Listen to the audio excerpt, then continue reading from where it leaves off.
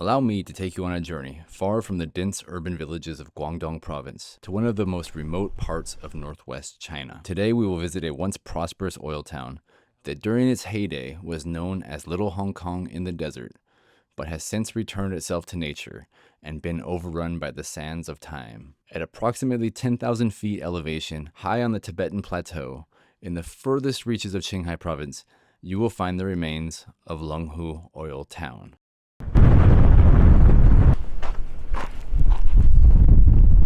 What's up, guys? I made it into Qinghai province, and just over the border from Gansu is Black Sand Mountain or Black Mountain. It's not that black. It's a little bit dark, the top of the sand. Anyway, it's a place where people come to drive cars off in the dirt, and I thought I'd give the Neo a spin out here. Oh my god. Oh, it is so damn windy again. Everywhere you go, it's so windy out here.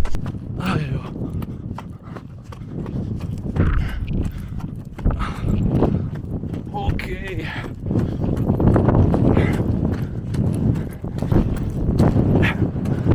Oh, yo.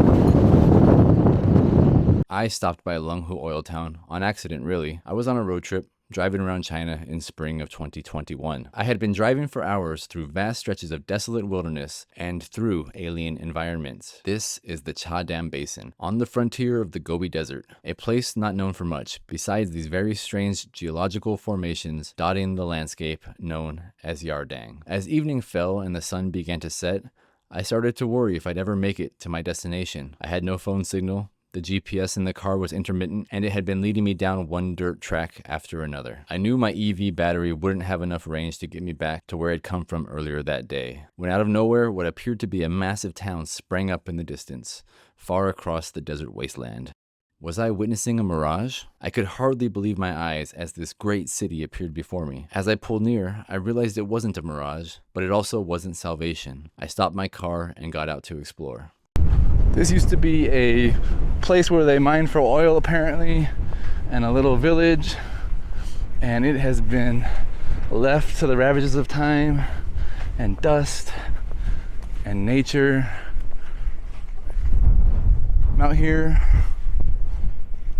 The town was utterly abandoned, and it had been for many years from what I could tell. What had gone on here?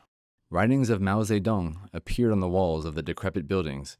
His words reminded us, serve the people. I wandered and wondered. I had to know more. I have been more than assured that there is nothing left to gain out here.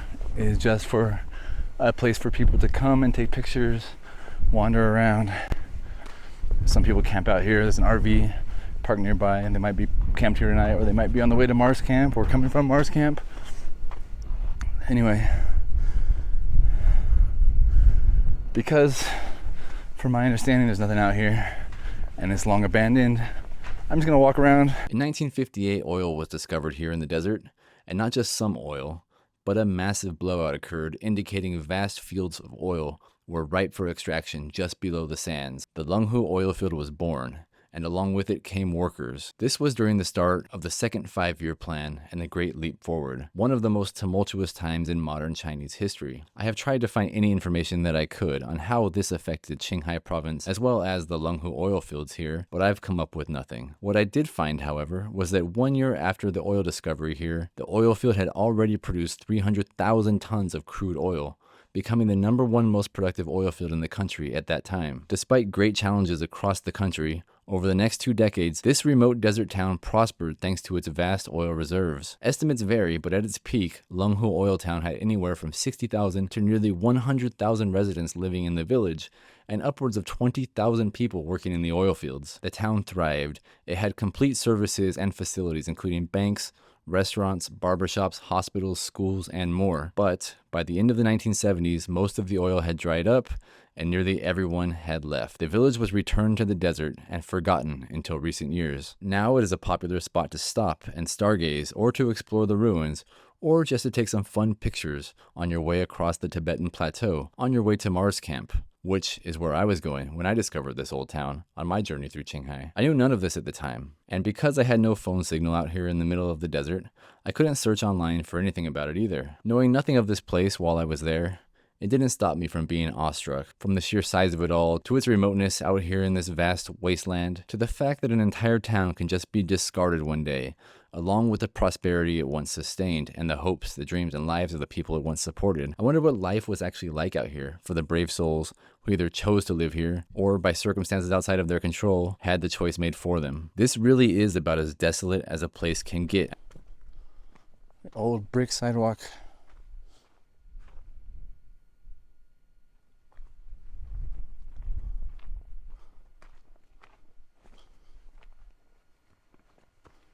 Oh, yo.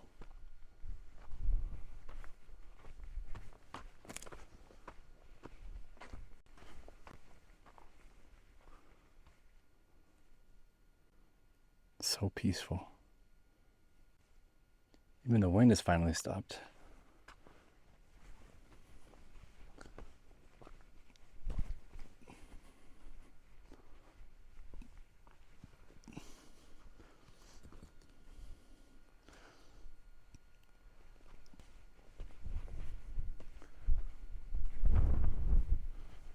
Oh man.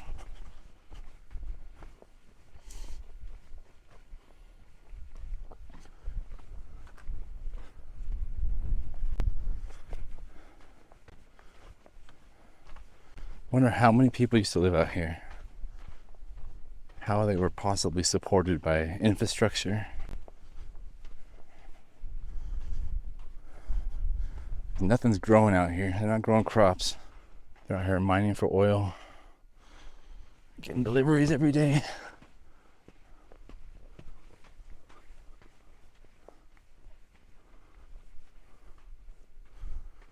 It's crazy. Okay. Oh. Wow.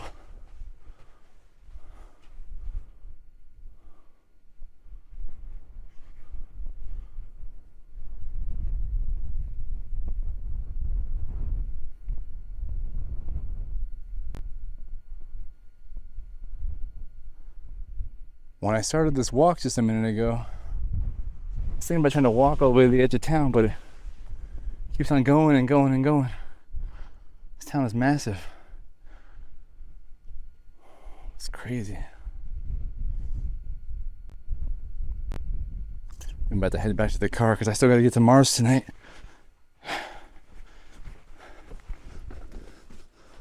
Let's go one more road and then say goodbye to this place. Oh, it's amazing.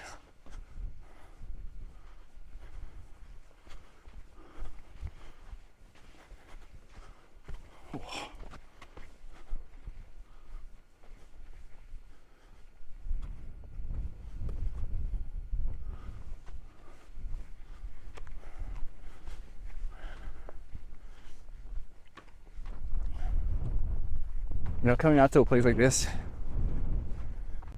makes me think two things, really.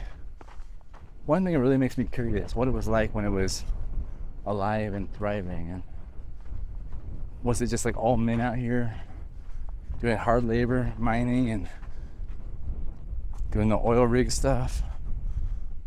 Or was there a community with women and families? What was this place actually like when it was alive? Whew. That's one thing. The other thing it makes me think is I sure am grateful for my life. I'm so grateful that I didn't live in a place like this. I've never had to, never hopefully will. But also grateful for my life that I can come out to a place like this. Just immense beauty.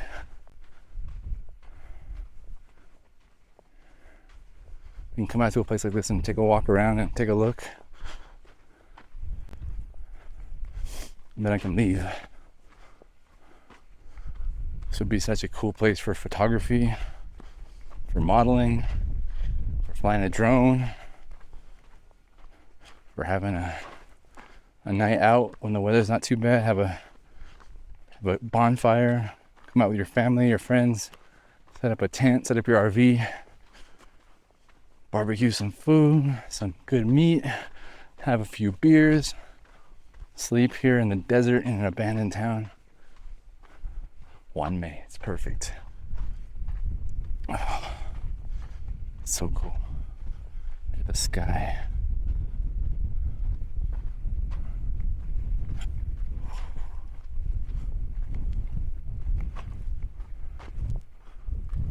As I mentioned, this is on the way to Mars Camp, a different remote outpost in the desert, one where you can experience what it might be like to live on Mars. Qinghai's Mars Camp opened in 2019, and starting at around $200 per night, you can live in a Martian colony. You can choose to stay inside the colony for the length of your stay, or you can take part in fun activities like donning a spacesuit and going for a walk outside the pods on the Martian landscape. As for me, I just slept in the car. So this is Mars. Chinese version of Mars. It's bloody cold. I just became British for some reason. It's really cold.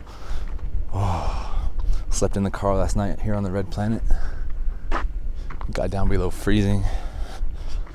But oxygen levels, while low, were sufficient. They're low because we're still super high up in the air, elevation-wise. So anyway, yeah, this is Mars Camp. This is a place where you can come and stay, pretend like you're on Mars. It costs $1,200 kwai to stay here for one night, so almost $200.